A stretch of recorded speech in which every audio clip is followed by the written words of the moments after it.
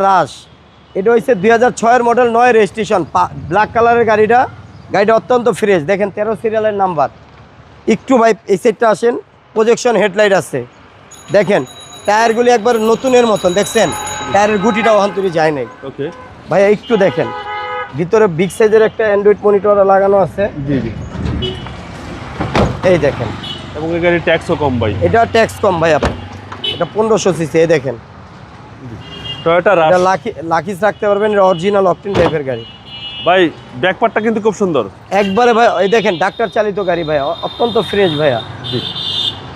একটু রাইট সাইডটা দেখেন, এই দেখেন দুটোটা সাইড একই আছে ভাইয়া। ওকে দেখছেন খুব সুন্দর গাড়ি। একটু ইঞ্জিন রুমটা একটু দেখাই।